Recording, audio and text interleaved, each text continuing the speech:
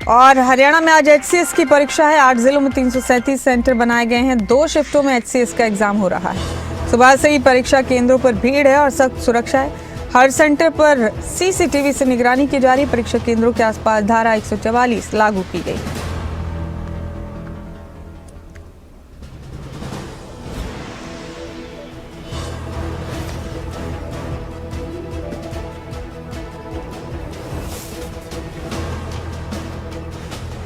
तो आज एचसीएस की परीक्षा हो रही है। हरियाणा में 8 जिलों में 337 सेंटर बनाए गए। 2 शिफ्टों में एग्जाम हो रहा है।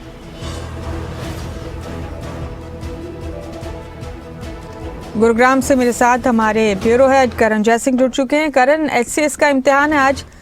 8 जिलों में तकरीबन 300 से भी ज्यादा सेंटर्स बनाए गए हैं। इनकी संख्या 337 बताई जा रही है। फरीदाबाद में एक फर्जी अभ्यर्थी भी पकड़ा गया है जो किसी और की जगह पर एग्जाम दे रहा था। गुरुग्राम में आप बताइए करण, किस तरह से चल रही है परीक्षा, कितनी शिफ्ट्स में हो रही है, क्या तैयारियां हैं, सुरक्षा व्यवस्था कैसी है?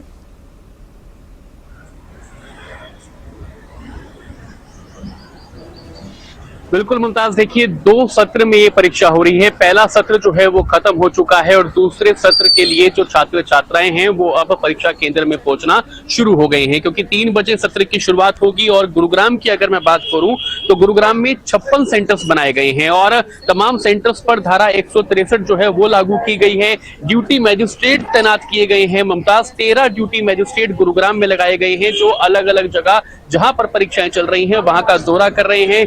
नकल रहित परीक्षा हो सके इसको लेकर भी तमाम इंतजाम जो है वो पुख्ता किए गए हैं। देखिए यहाँ पर एक बोर्ड भी लगाया गया है और ये बैनर बता रहा है कि आप क्या कुछ ले जा सकते हैं, क्या कुछ अलाउड है और क्या अलाउड नहीं है, जिसपे साफ तौर पर लिखा है कि आप एयरफोन्स नहीं ले जा सकते, आप मोबाइल फोन नहीं ले जा सकते, आप कैलकुलेटर नहीं ले जा सकते, कोई भी ब्लूटूथ, कोई भी पेन ड्राइव या कोई भी वॉच यानी कि घड़ी भी अंदर ले जाना अलाउड नहीं है। और तमाम जो सुरक्षा की व्यवस्था है वो यहाँ पर की गई है। चाक चौबंद इंतजाम जो है वो किए गए हैं।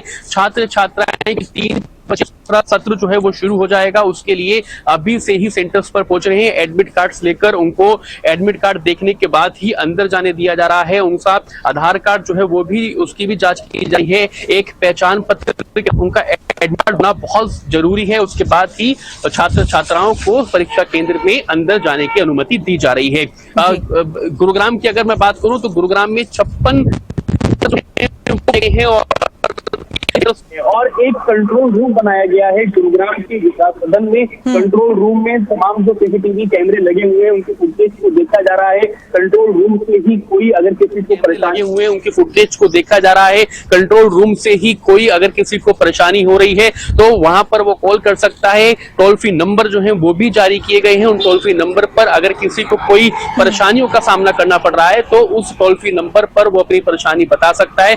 और जिला प्रशासन की पूरी ये तैयारी थी कि किसी भी छात्र को, किसी भी छात्रा को किसी भी तरह की कोई परेशानी ना हो। अगर परेशानी होती है तो जिला प्रशासन के जो ड्यूटी मैजिस्ट्रेट हैं वो तैनात किए गए हैं। वो परीक्षा केंद्र पर जा रहे हैं, वहां पर जायजा ले रहे हैं। और देखिए एक सत्र जो है वो खत्म हो चुका है और गुरुग्राम में अभी भी कहीं से भी ऐसी कोई खबर सामने नहीं आई है कि कहीं पर नकल हुई हो या कहीं पर कोई छात्र या छात्राओं को पकड़ा गया हो। लेकिन अब दूसरा सत्र जो है वो शुरू होने जा रहा है। दूसरे सत्र के लिए अब छात्र छात्राएं अपने अपने परीक्षा केंद्र पर पहुंचना शुरू हो गए हैं। करण, बहुत शुक्रिया आपका इस खबर पर मेरे साथ जुड़ने के लिए, ये तस्वीरें दिखाने के लिए और जानकारी साझा करने के लिए।